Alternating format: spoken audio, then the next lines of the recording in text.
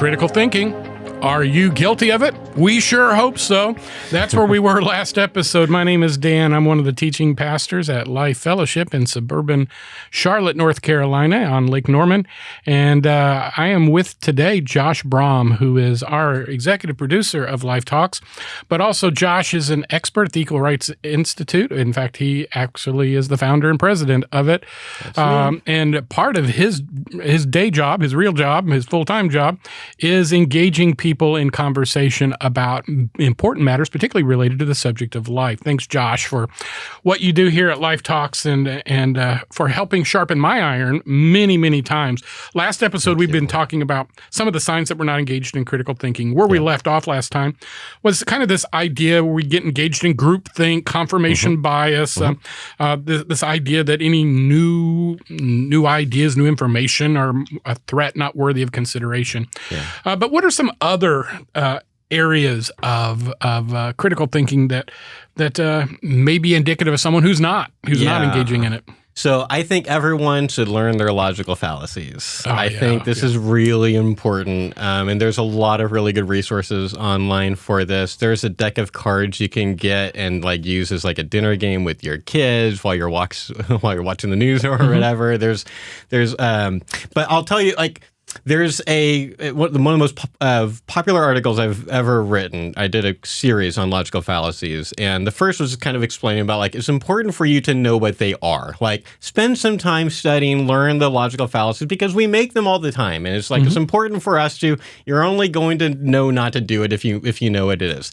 But if you want to go to the advanced level, for the people who are I already know how to do that, Josh, I already know all of them, here's the hard thing to do that I have been guilty of not doing a lot of times, which is explain to someone, help them to see that they are committing a logical fallacy without naming the fallacy. Because that comes across so obnoxious, philosopher and nerdy logic guy, and I've been guilty. I actually in a Facebook debate one time, or someone on our Facebook page, I actually in a bad moment told someone literally that they were committing the post hoc ergo propter hoc fallacy. And I feel so stupid now because here's the thing. Yeah, but at the moment you felt really smart, didn't you? I did. Of course I did. At the time. And I probably was trying to virtue signal a little bit that I'm a smart guy. Take me more seriously. But that's obnoxious because if you're using Latin, then you're either an ancient Roman or you're obnoxious. Come on. And maybe both. And what I could have done is what I could have said instead is, it seems like you're saying that because this thing happened after that other thing, that's always going to happen, or that those things are connected. I didn't have to use Latin to explain that or drop a link to the logical fallacy definition. And I've done that too. What is so much more persuasive and helpful to people and won't put them on the defensive is just don't use all the big words. Yeah. Put it all in. Another Latin term that is part of that whole argument is ad hominem. And there are times, again, I'm just as guilty. I'm probably far more guilty of this than you are, where I like to pull out the few Latin words I do know. And maybe in my head, I probably commit them a lot. Yeah. But when someone goes personal on you, and they start questioning your character, your intellect, and so forth, calling you names, that's an ad hominem. I don't even know what it means in Latin. Against the man. Against the man, yeah. And so when someone does that, when I'm not thinking, I say, well, that's an ad hominem attack. You can get real with me. But I might say, hey, you know what? I think this conversation is kind of taking a personal turn. I like that. Yeah. So can we step back just a little bit and remember this? You're a good guy. You're really smart. Otherwise, I probably wouldn't be having a conversation with you. Yeah. Right. And I hope you know my heart on this is I'm trying to learn, and you're going to help me learn. Yes. So let's try to convert. And when you have that, you again. The thing that has destroyed our ability to have these good, meaningful conversations has been social media, because we all become these little keyboard warriors. I used to have so much fun. I'm not going to lie. I know. Just absolutely going on these anonymous post boards or bulletin boards and just cleaning clocks because I don't know. I love to twist phrases, and it's ungodly. I got to tell you, it's ungodly. It feeds pride. It doesn't represent the Spirit of Christ. I'm not proud of that. This is proof of how much the Holy Spirit has worked in your life. It really has. And I often, when I meet people that knew me from my 20s or 30s, I often start my conversation with, I hope you get to know me now at my age and not remember me for the way I was in those days. Yeah. And I've apologized to people because I was just not a pleasant person when I got into that mindset for sure. So just to point out, twice in the last 2 minutes, Dan has used what we like to call at ERI internally open-mindedese. It's the kind of things that only open-minded people say. Where just the fact that you've changed that much from then is significant. But even before, when you're talking about when you're saying I want to tell someone I'm a learner, help me to learn things. I'm trying to figure stuff out. That is only something open-minded people say. That's open-mindedese. That's awesome. Yeah.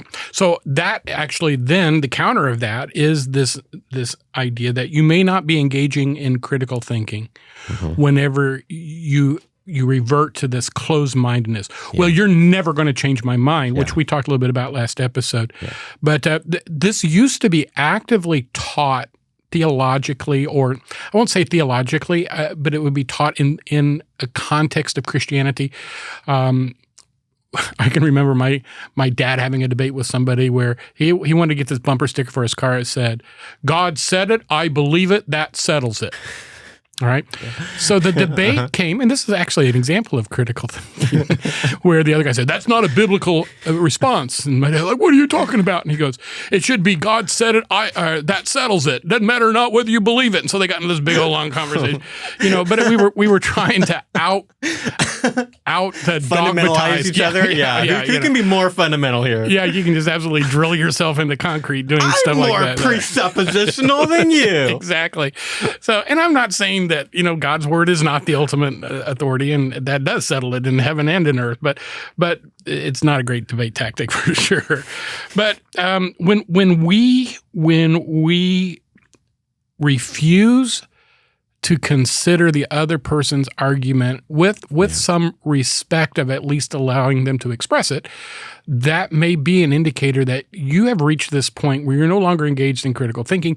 Therefore, your conversation it could become corrupted, but at the very least, it's unproductive. Yeah, it's at least a red flag. There are occasions where I think this is okay. So there are times in my life when I'm, as far as trying to have good balance of my mental health and stuff, there are going to be times that I spend less time reading attack articles from the other side about my side or whatever. I think there are times where that's okay, but generally speaking, I feel if you are not at least once or twice a week in actually really reading or listening to people who are smart and on the other side, then you should be asking why. And I think it might have a lot to do with fear. Because I think that, I don't know, it's not new that political leaders are all trying to, move everybody through fear, but maybe it feels like it's even more now than it has been in a while. And so then, everyone, at the DNC and the RNC, all the arguments about why to not vote for the other side, it's it all has to do with fear-based arguments. And if you are so afraid to even hear what thoughtful people on the other side have to say about a topic, then it's a big red flag. Yeah, huge red flag. And that's, I'd like to kind of shift us to another category of these indicators that we're not critically thinking in light of that, because I think it's so true. And I think probably you and I both have experienced from a certain segment this idea, and this sounds really arrogant, so I want to be careful how I say it. You're an avid reader, you're a thinker, you spend a lot of time on college, university campuses, you're thinking about the complex arguments. That's my world of academia. Avid reader. When you read a lot, your vocabulary expands. It's just a consequence. If you go to the gym a lot, your muscles expand. So if you read a lot, your vocabulary expands. And so we tend to fluidly use words that may not be common in other people's lexicon. Yeah. That being true, there is the other side of critical thinking. That begins with I'm not smart enough to engage you, or I don't need to be educated in this area because this is what I've always believed or been taught. One of my pet peeves, when I've had students pull this on me. It's kind of like, well, that's just what my church taught. That's what the preacher said. Yeah. That's it. And again, I have to be really careful that I don't over-respond to that in a condescending way that embarrasses or humiliates them, particularly if they're in a class, because I'm like, I want to roll my eyes so hard I have a convulsion when I hear people say that. But I think there are some signs that we need to be aware of. One of them is just simply accepting information without questioning. One of my professors in university had a huge impact on me. Used to say the active mind is the questioning mind. You ought to be constantly asking, what is the basis for that argument? Yeah. What is the historical context of this? What is the source of that research? Yeah. There's a family member that I love dearly, and I sleep in the same bed with them, who often in our conversations will say things, that I read today that, well, I'm pretty aware of what she's reading, and I'm going to bet it was Facebook. And so I immediately, if it came off Facebook, I'm just going to assume that it's not true, because I have a deconfirmation bias directed. Was this a peer-reviewed article? Exactly. And this just drives her nuts. And this shows how obnoxious it is to be married to Dan Burrell. Yeah. All the women there should thank God that my wife has not pitched me out on the street and made me available at some level. But I feel you. And also, I will say, who said? Where'd that come from? Where'd you read that? Yeah. And immediately she becomes very defensive about it because she knows what I'm up to. But in your mind, when you're reading Facebook, when you're listening to Fox News, when you're watching CNN, when you're reading Huffington Post or what's the Daily Wire, when you're reading those things, there ought to be going through your mind a dialogue that says, how do they know that? Where does that come from? What is the basis of that? And also be searching for information that would either support or that would undercut that, so that and that's rigorous. Yes. It's exhausting. That's uncomfortable. It is exhausting. So uncomfortable. Yeah, and you can take it to a point where you never believe anything. Yes.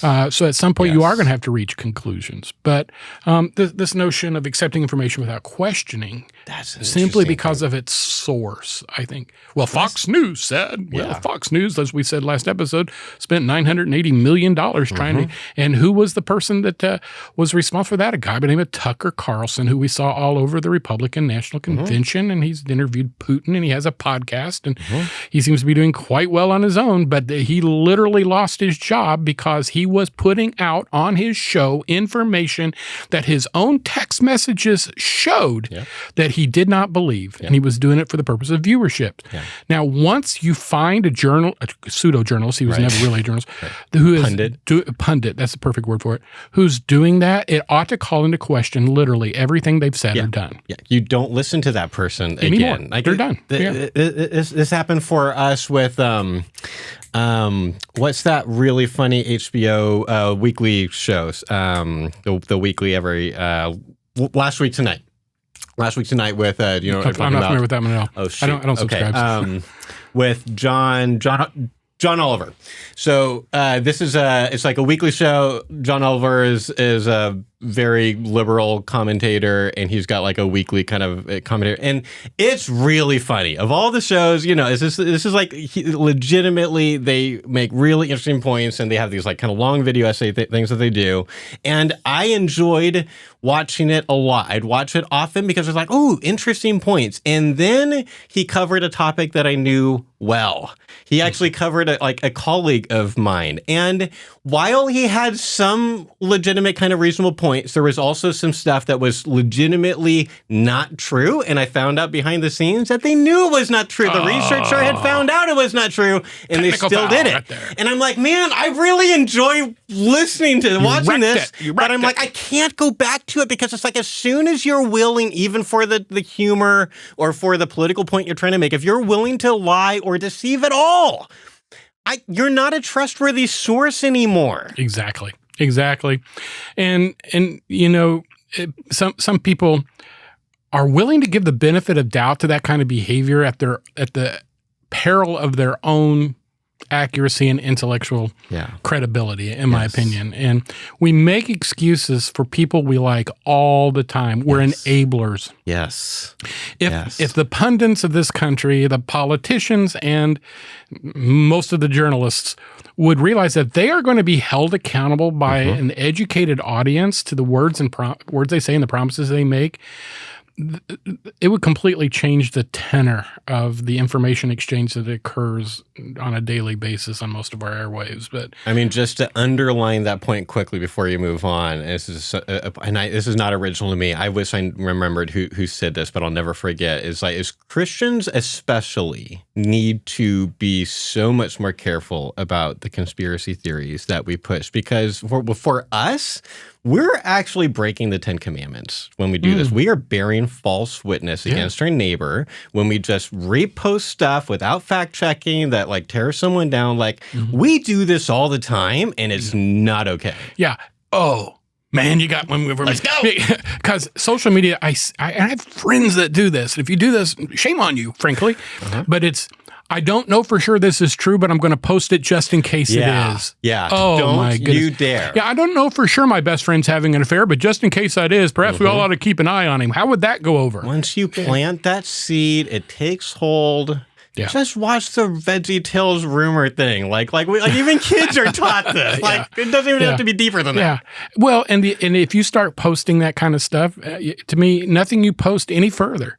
I mean, it could have biblical references under it, and I'm just going to I don't know if I believe that anymore or not, because they post these conspiracy theories. Let me get it to another category of them that's kind of related to this.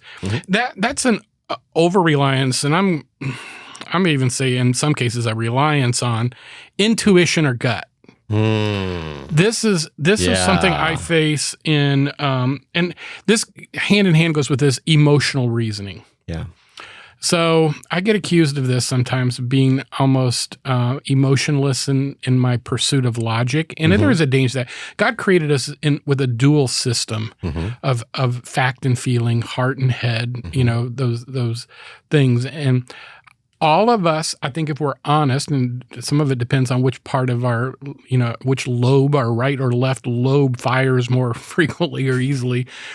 Some of us, left brain, tend to be more logical. Right brain tend to be more creative, emotional. There are some indications that men tend to be more left brain than women. There are some indications that, artists are more right brain than mathematicians who tend to be more left brain. I don't understand the mystery of how God created all of that. But I think we all need to recognize that if you are more logically oriented, that feelings matter less for you, and you need to bear down and realize, feelings are part of how God created us. At the same time, if you're emotional, if you're artistic, if you're creative and so forth, you may need to anchor yourself more thoroughly to truth, because truth matters. Yeah. And feelings don't, in terms of absolutes, because feelings are subjective, and absolutes are objective, or truth is objective. So with that in mind, an over-reliance on, but I just feel this way. I think this. So when I was in graduate school, I'm going to use a swear word here as a quote, so if you'll excuse me in advance. I was writing my doctoral dissertation, and I wrote a couple of times, I think, and I think another, I believe, and I perhaps even put an I feel in there, which is one of the reasons why most academic circles, this was a certain section of the paper was okay to use first person, because if you're using third person, you're less likely to use those terms, but I was using first person in this paper. And my professor, who was a little Russian lady from Jacksonville, Florida, who taught for Nova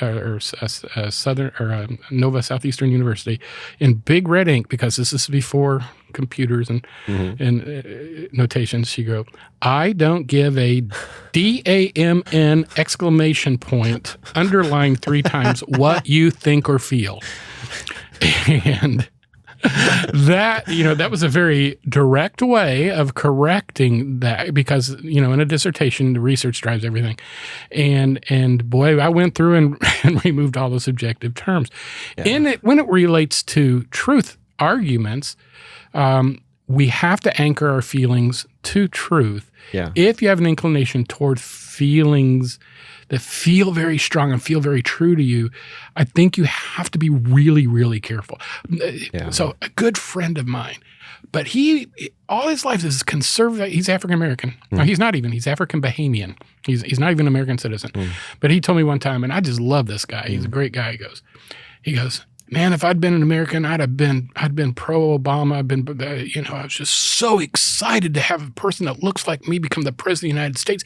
And he said, I was just so shocked that he wasn't protecting life and that he was doing this and he was doing that. And he kind of, I said, I just felt like he was going to be the right guy because he looked like me. And I didn't, I love this guy and I don't need to talk to politics by somebody who's not even an American citizen. But to me, that's indicative. And we see some of that today. I feel like it's just time that we have a person like this being there, or I feel like he speaks my language, or I feel like she looks like me. Either side of that. Yeah, I think we're all doing this. We all want someone who looks and thinks like us. We want them to have the same theology. We want like everything. And sometimes we're willing to believe a lie in order to reinforce that. And I'm going to get into it on this, but this notion that evangelical Christians are running around trying to convince other people that Donald Trump is a closet Christian or closet evangelical, it's just ludicrous. It's just ludicrous. And the sad thing I think about that is that unintentionally these people who are reinforcing that and so forth may be sending him a message that he's okay.